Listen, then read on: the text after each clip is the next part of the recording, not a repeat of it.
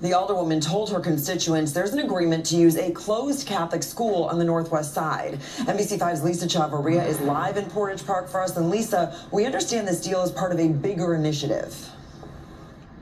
That's right, Lauren and JC. The alderwoman is saying it's part of that initiative where churches are working with the city to try to place migrants into temporary shelters to keep them out of the cold. This is one of the locations that she says is potentially going to be used starting as early as next month.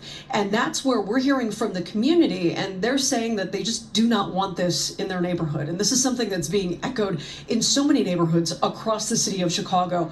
30th Ward Alderwoman Ruth Cruz told her constituents that the city signed an agreement with the Archdiocese of Chicago to use St. Bartholomew School on Addison Street as a migrant shelter. Cruz says the plans would move in anywhere between 300 to 350 people starting next month. This comes after the state stepped in to stop the controversial Brighton Park neighborhood migrant camp. There are concerns over contaminants found in the soil there and what the Illinois EPA called an insufficient amount of testing and remediation done by the city's contractor. The city signed a 6-month land use deal for the site back in October, which could have meant spending up to $548,000 in lease payments. At the time, the mayor's office said language in the contract allowed them to get out of the deal. When NBC5 Investigates asked yesterday, the mayor's spokesman said there were no updates as it was still under review. They failed, and they should have been looking for a more sustainable solution starting May 15th when he took office, and not waiting until December 6th to get their story straight. Alderman Ray Lopez, Anthony Beal, and Anthony Napolitano drafted a letter calling for the resignation of 7 members of Mayor Johnson's administration, saying taxpayer funds were wasted. The mayor's office responded, rejecting that request. As for this closed Catholic school turning into a migrant shelter, we're expecting to hear from community activists along with residents in this area around 1:30 this afternoon for a rally and protest.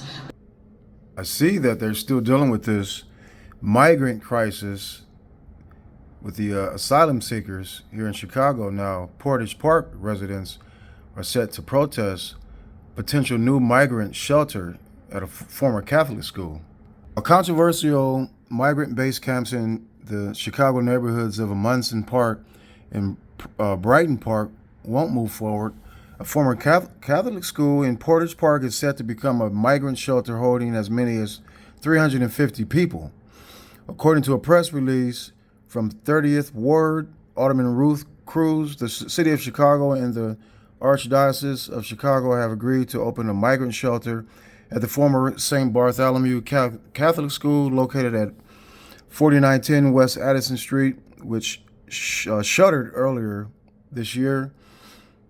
Now, the new location, part of an initiative from faith groups to help provide housing for migrants as the winter season draws near, was selected after negations between the city of Chicago and the Archdiocese of Chicago, the news release said.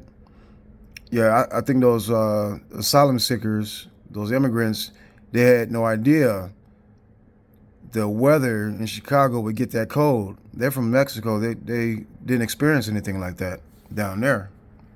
Yeah, when that winter hit, when you get to 10 degrees or below, well, they're gonna be freezing their asses off. They're gonna be trying to rush back to Mexico when that when that cold weather hit. Now, the residents of Portage Park, however, are set to protest the move during a rally Thursday afternoon. City, a lack of transparency from the city and saying they weren't included in the process. According to Cruz, the shelter plans to host migrants as early as mid-January of 2024. The Department of Family and Support Services staff are expected to manage the shelter's operations while accommodating between 300 and 350 people, the release said. And I think it's estimated that this project is going to cost like, what, $500,000? So taxpayers are going to have to pay for that? Shelter would follow the consistent rules that Chicago area migrant shelters have in place.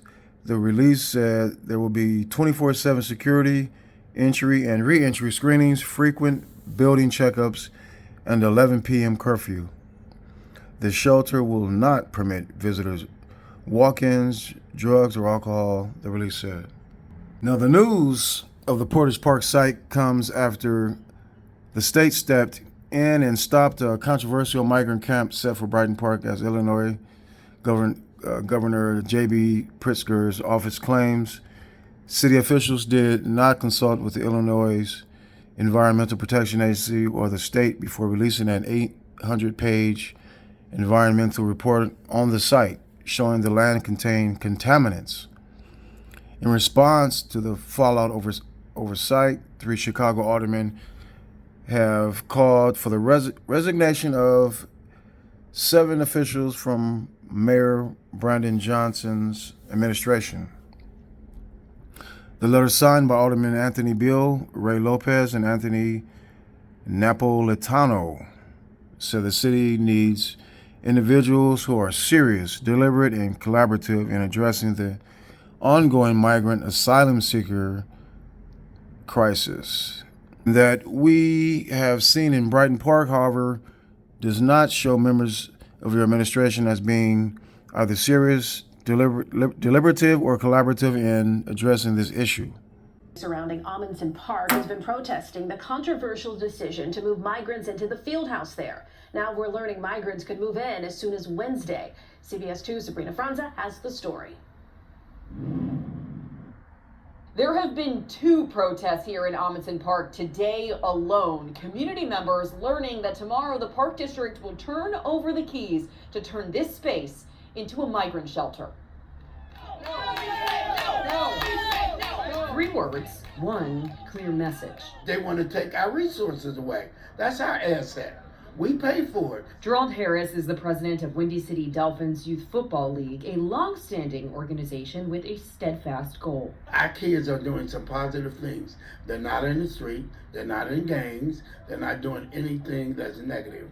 They're trying to grow and be productive young black men and women. That football program, just one of multiple, which will be affected as migrants move in.